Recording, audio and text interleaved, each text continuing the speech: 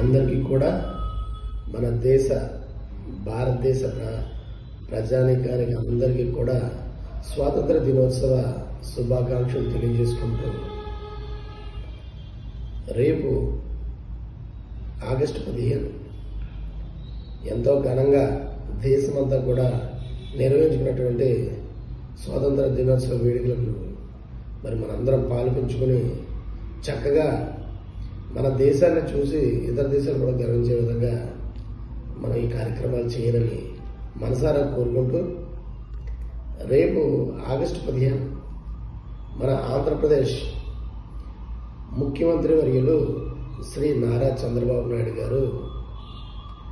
ఒక చక్కటి సదుద్దేశంతో ఆయన ఎప్పుడు కూడా స్త్రీల యొక్క పక్షపాతి, స్త్రీల అభ్యున్నతి కోసం పాటుపడినటువంటి వ్యక్తి. మహిళలు శక్తిమంతులుగా ఉండాలి, వారు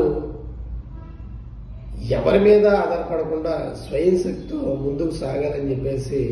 ఈ డ్వాక్రా అనే సిస్టాన్ని కూడా తీసుకొచ్చినటువంటి మహనీయుడు శ్రీ నారా చంద్రబాబు నాయుడు గారు. మరి ఈ రోజున ఆయన ఆలోచన చేస్తూ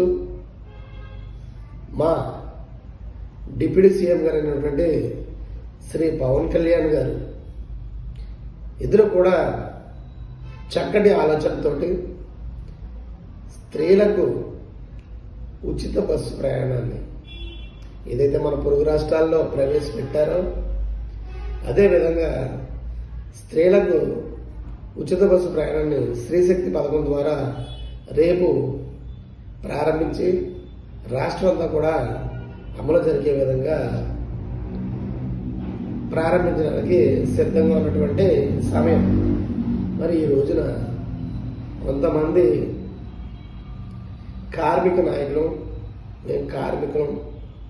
అంటూ ఈ పథకాన్ని నిర్వహించకూడదు, ముందుకు తీసుకెళ్ళకూడదు, దీనివల్ల మా కడుపు కొడుతున్నారు, మా వృత్తి మేము ఇబ్బంది పడుతూ ఉన్నాము, దయచేసి ఇట్లాంటి పథకాన్ని రద్దు చేసేయండి, లేని పక్షంలో మేము ఈ స్వాతంత్ర దినోత్సవ వేడుకలను చేయము, గతంలో ఎంతో వైభవంగా చేశాము, ఇప్పుడు మాత్రం మేము చేయము అని చెప్పి మరి మీడియా ముందు మాట్లాడటం, ప్రజలందరికీ కూడా మీరు చెప్పడం ఇది చాలా ఇబ్బందికరమైనటువంటి పరిస్థితి.